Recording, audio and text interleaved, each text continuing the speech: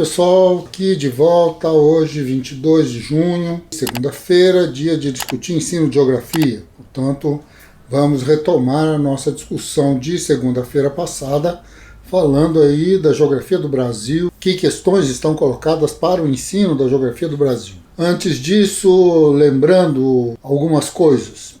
Amanhã pela manhã, podcast. Então, Ariovaldo Umbelino de Oliveira, professor da Universidade de São Paulo, velho amigo, foi meu professor de graduação, foi meu orientador de mestrado, e nós voltamos aqui para conversar nesse podcast sobre as questões associadas ao problema agrário no Brasil. Falamos de MST, falamos do Acre, falamos do pessoal do Chico Mendes e as resultantes, né, desse processo todo, da sua vida pessoal, de coisas que envolvem a relação de um intelectual com a universidade. Bom, falamos de muita coisa, né? Vale a pena acompanhar. Ariovaldo Umbelino de Oliveira é alguém muito conhecido na geografia e um debatedor importante, né, da questão agrária no Brasil. A outra questão, um pouco mais para frente, na quinta-feira, 1h30 da tarde, como eu já falei na sexta passada, vamos ter aí uma live. À 1h30 da tarde, esta live vai juntar aí 4 pessoas que têm uma vivência com a questão indígena no Brasil, nos seus diferentes aspectos. A novidade é a presença do Leandro Moretti, que é um psicólogo e que trabalha com as questões de psicologia social relacionadas aí aos índios Guarani Kaiowá na região lá de Dourados. Mas junto com ele nós vamos ter pessoas já conhecidas nossas, que já fizeram podcasts com a gente, né? A Lohane, que é lá de Goiás e que trabalhou com Zavá Canoeiro, vocês devem lembrar, e aí o Eduardo, entre aspas, mais conhecido por Tarzan, né, e a Natália, sua esposa, que vão aqui conversar com a gente sobre as vivências que tiveram e que avaliações fazem sobre a política indigenista no Brasil.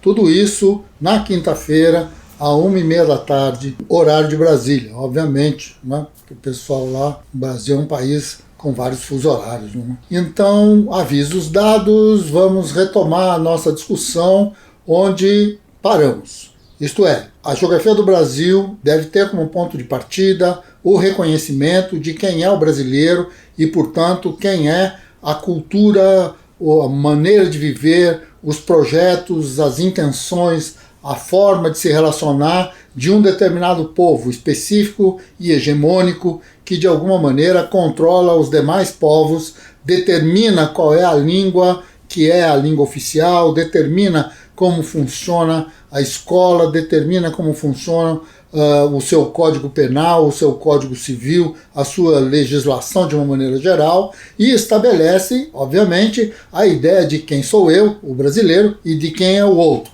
E nesse outro cabe muita coisa. De preferência, estávamos aqui já observando, segunda-feira passada, que este outro, um outro, que na verdade faz parte mais do que importante da existência do Brasil, são as nações indígenas, não?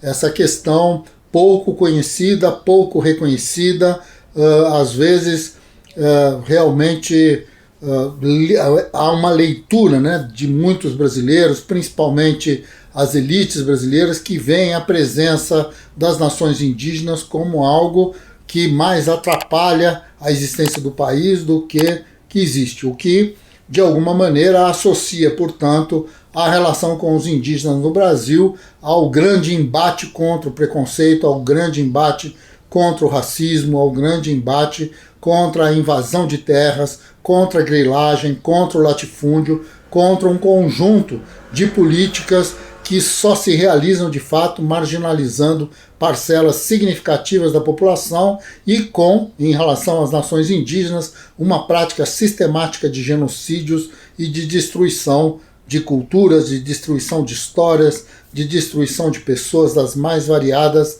maneiras. Como eu já disse, vamos discutir isso melhor na quinta-feira, 1h30 da tarde, lá com esta live, com este pessoal de primeira linha, não é? Que a gente andou convidando aí e que topou conversar conosco. Muito bem.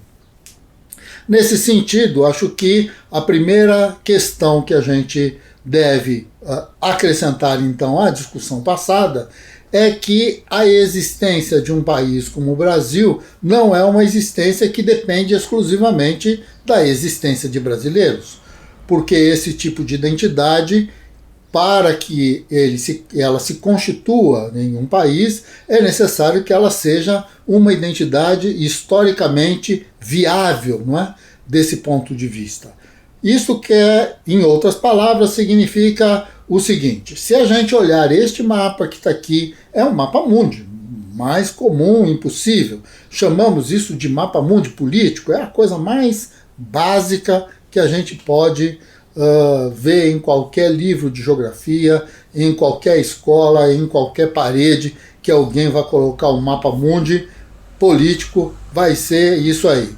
200 e tantos países e tal, fronteira para cá, fronteira para lá, 50 e tantos países constituindo aí o continente africano, outros muitos fazendo a existência do continente americano, mais a Europa, mais a Oceania, mais a Ásia, e tudo isso vai formando o tal do mundo.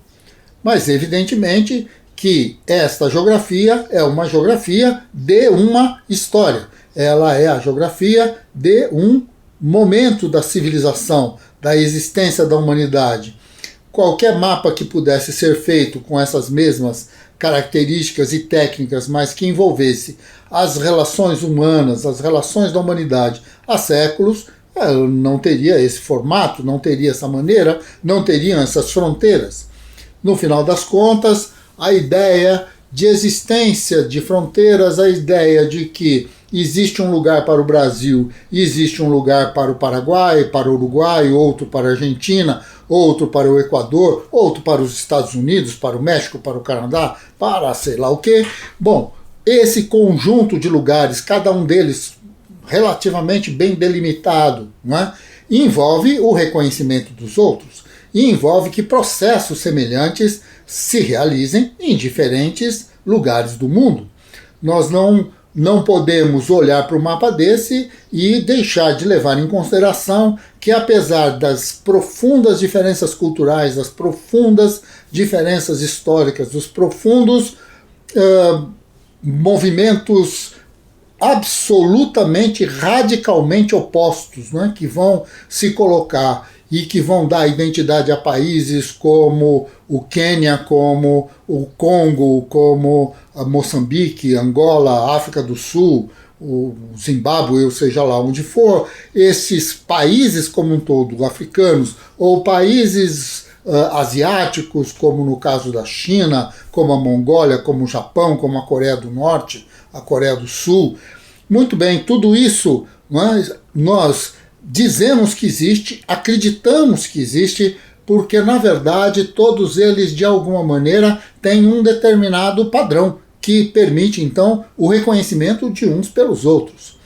Os países ou os territórios, os impérios, aquilo que se constituía na época de dominação inca, na época de dominação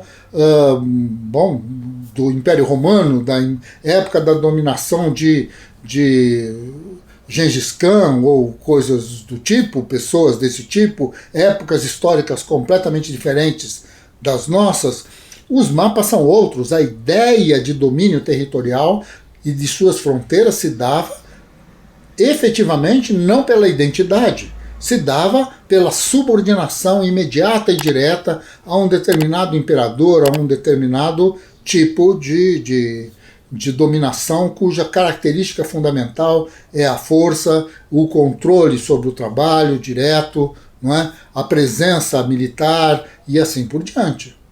Assim, nós podemos dizer que os portugueses chegaram ao Brasil e iniciam então este processo de colonização do Brasil a partir de parâmetros que ainda são os parâmetros que vêm do feudalismo, parâmetros que vêm de outras épocas que não são aquelas que vão se constituir nesta distribuição de países que existe e que este mapa que nós estamos vendo aí representa muito bem.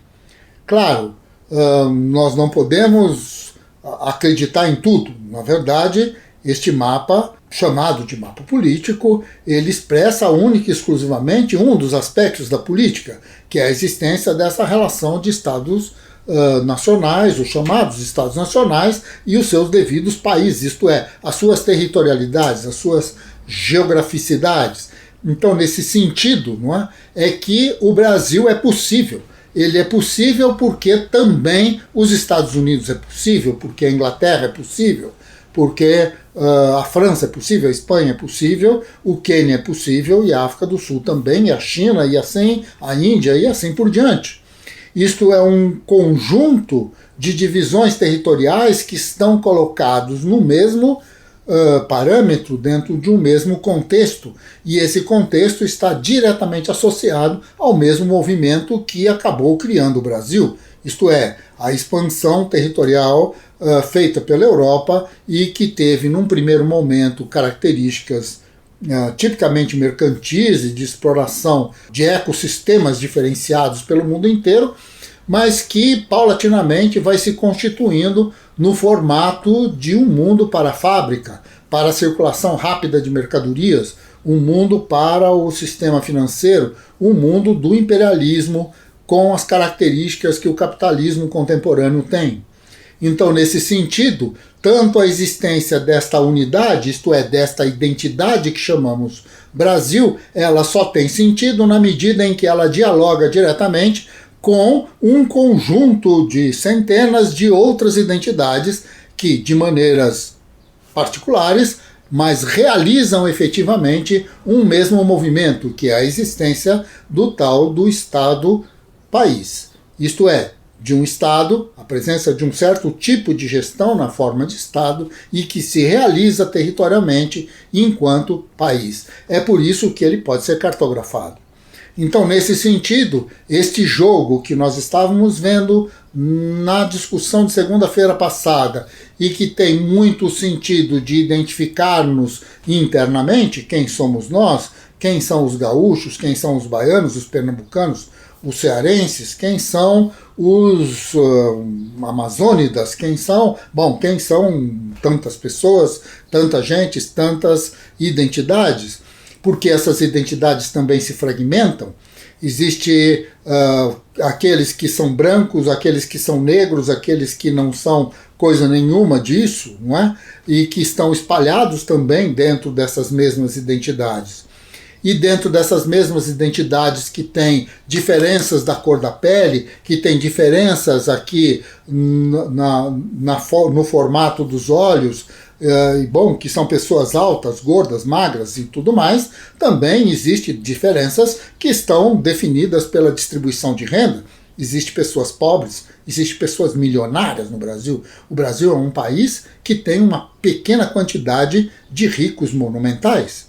E nesse sentido, então, essas diferenças também estabelecem limites, estabelecem territorialidades, estabelecem localizações, mas este jogo todo que permite então que no Brasil se produza um automóvel que vai ser consumido nos Estados Unidos, no continente africano ou mesmo na Ásia e vice-versa, só pode existir no contexto de que existe uma ordem genérica sobre a qual estes diferentes países dialogam entre si, que permite então que exista algo chamado Mercosul, que exista algo chamado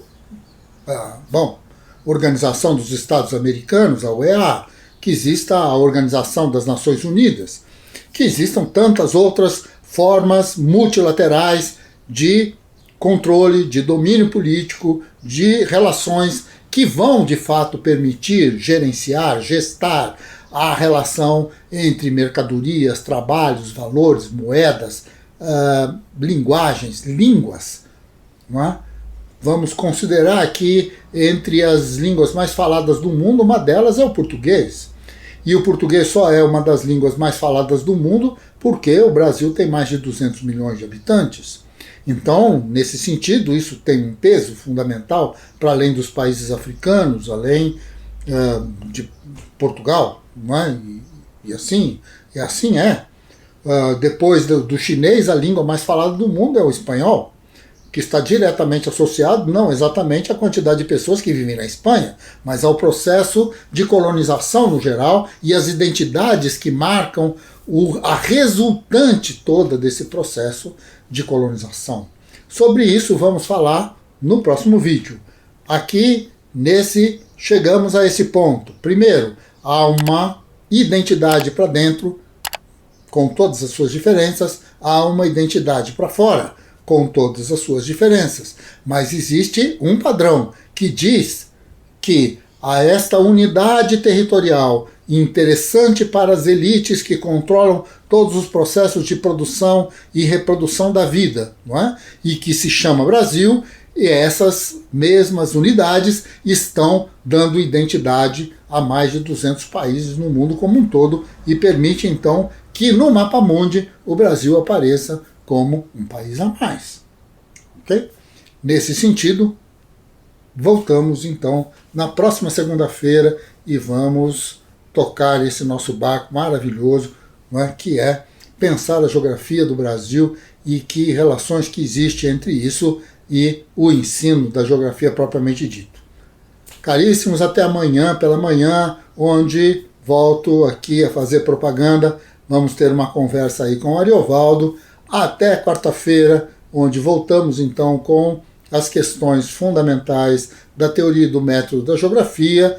E na quinta, política indianista no Brasil, uma live que vai ser, sem dúvida nenhuma, muito interessante. E na sexta, bom, voltamos aí com outros comentários e dessa vez será sobre cinema. Não perca. Até mais, uma boa noite para todos, que todos fiquem em casa, que se preservem, que as coisas estão complicadas. Um abração, até mais, minha gente.